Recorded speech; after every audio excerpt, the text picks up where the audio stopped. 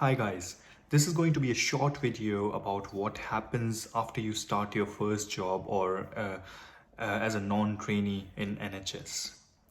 So I'm still getting a lot of texts about what is an FY2, what is FY2 level job. So I just want to mention this again. You're only working at the level of F2. You're not an F2. You're not joining NHS as an F2. That's a separate application for that.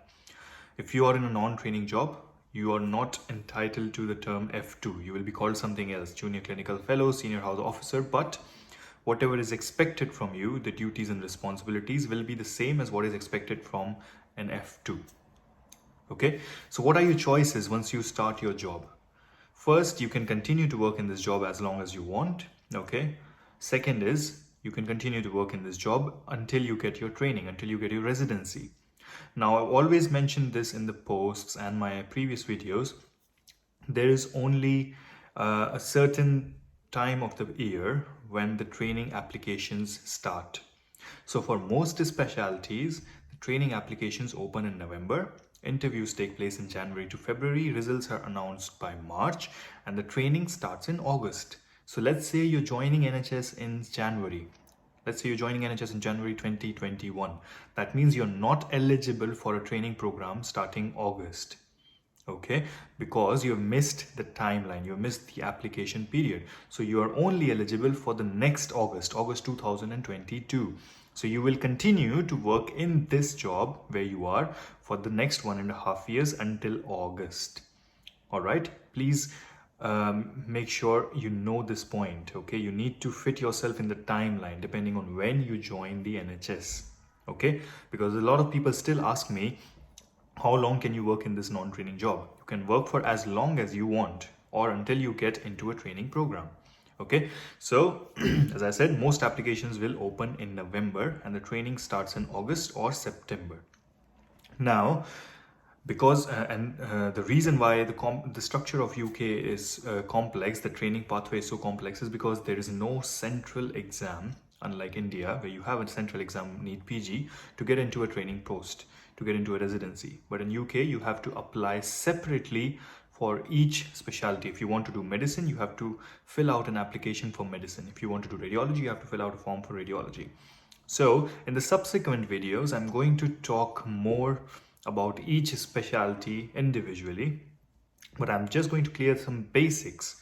Okay, so as I said, the applications will open in November. So if you're applying for medicine or surgery, the next step is going to be an interview. So first, they're going to ask you to upload your portfolio, your CV, whatever you've done, or maybe they will see it during the interview. Depends on COVID versus non-COVID times. Okay, everything has changed this year. So once you fill the application form, the next step is going to be the interview. There's no exam. Okay, there's just going to be an interview, and depending on that, you will get your results. Right? If you're applying for any other specialty apart from medicine or surgery, this next step is going to be an exam called the MSRA, Multi-Specialty Recruitment Assessment. It's like an entrance exam.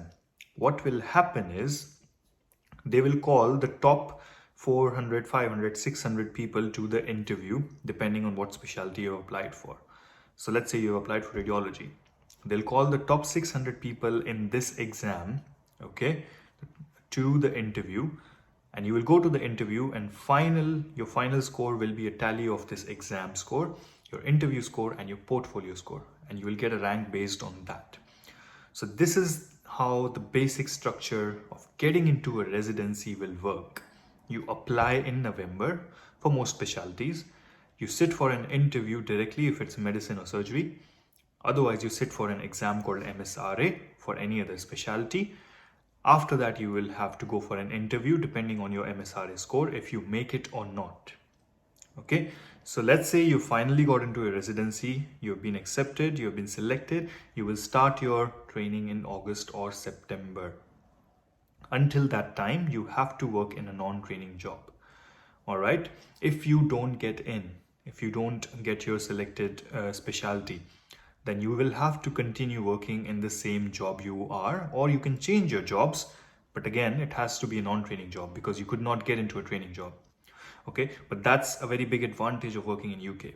Even if you don't get into a residency program in the first attempt, you know at least you've got a job as a backup. You're still working, you're still earning. You don't have to go back anywhere else. Okay, so this is unlike India or US. Like if you don't match after US MLE, you might have to go back to India and start working in India and prepare for the next match next year. For UK, it's different. If you don't match, if you don't get a residency, you continue working in the same job where you were. Okay, so this is how the basic system is going to be.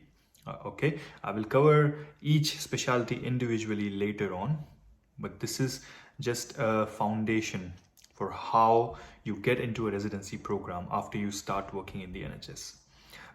Obviously, please feel free to message me again or comment under this video, and take care till my next video.